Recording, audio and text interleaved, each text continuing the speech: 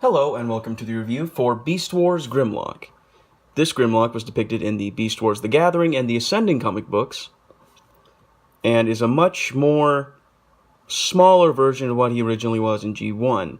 This Grimlock is a lot more white than silver as we're normally known, and that's because the body he has in this is more Cybertronian, because in the continuity, after the Pax Cybertronia, this Grimlock, the original G1 Grimlock, was forced into a much smaller, more energon-efficient body, as you can see here.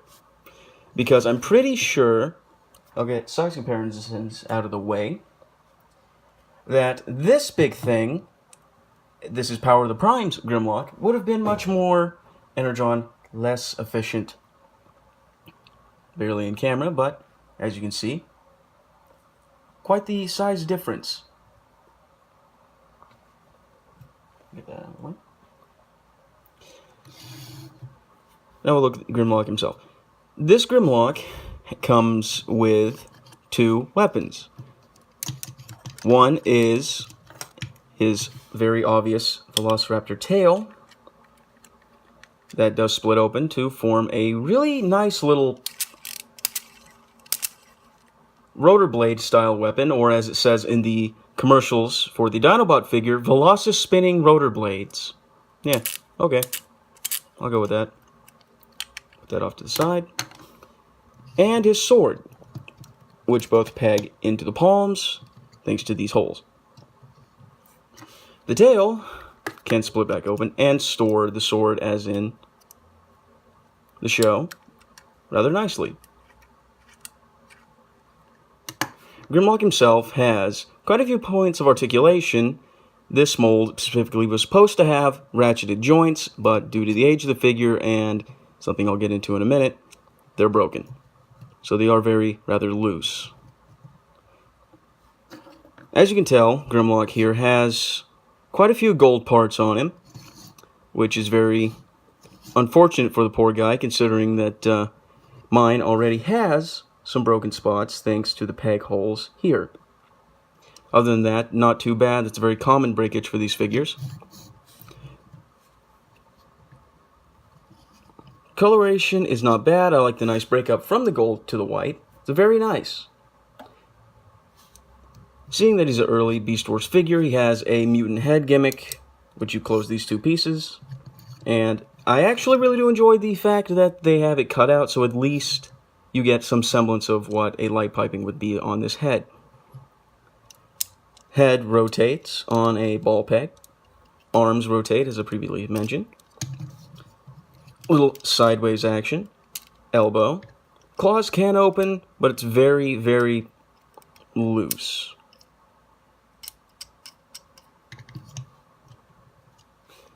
Legs on a ball peg can go out that far forward and kind of hindered by his backpack. Knees on a ball joint can go. And thanks to transformation, he has a little bit of an ankle and heel. So you can get him into some decent poses for the figure of the time. Not too bad. Well, the part that I'm dreading, thanks to the gold plastic, is transforming this thing back into Velociraptor mode. Due to fragile parts on this thing, I will take that very slowly. First, close up his mutant head, flip up this panel, and rotate that upward. Then what you want to do, and he has his little rep symbol right there, his little energon chip. And as you can see, he's a maximal. Close that back up. Bring out the Velociraptor arms and swing them back. Again on this side, swing them back. What you want to do next, bring this up, bring in the heel spurs into the foot, rotate the legs, which is the scariest part on this thing. That's going to break at some point in the future. I really hope not, but we'll see what happens. Maybe he'll survive one last transformation. There we go, like that. What you want to do next is rotate these arm pieces up and into position. Same on this side. Rotate into position.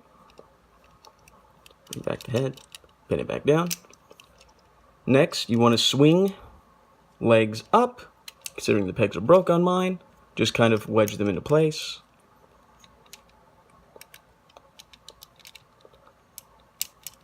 Wedge into place. If I can get it at least over the peg. Thank you. There we go. I have to bring the Velociraptor arms down to hold them in place. Not the worst.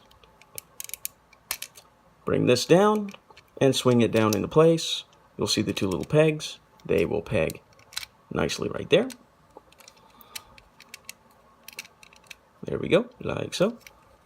A little loose, but not too bad. Swing down the Velociraptor leg, twist it, straighten it out if you want, bring it down. Same on this side. Swing, rotate, fold down, bring down. And then you have a Velociraptor that's cut in half. He's seen some action, this one. But you can take the tail, has a very specific molded place for it, tab it in like so, and there we go. Grimlock in his Velociraptor mode.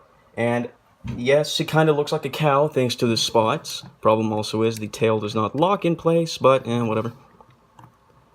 I like this mode quite a bit. A little unstable.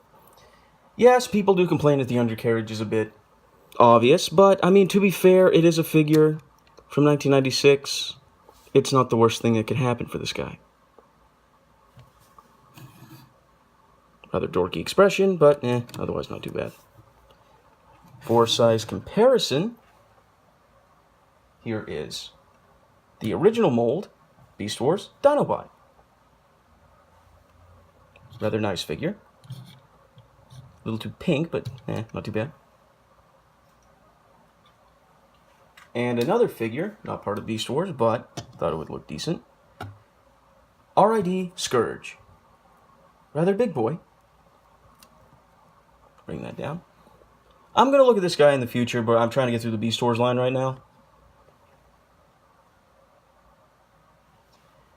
And that is the end of the review for Beast Wars Grimlock. Seen many battles, been through many wars, but alas, he's still in somewhat decent shape. And if you can find this guy, I would recommend getting him, but if you have the ability to, I would try to search out some extra bits and parts from Dinobot, paint them, and switch them out.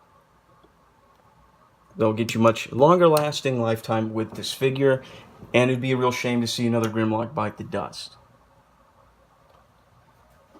Well, I hope you enjoyed the review of Beast Wars Grimlock.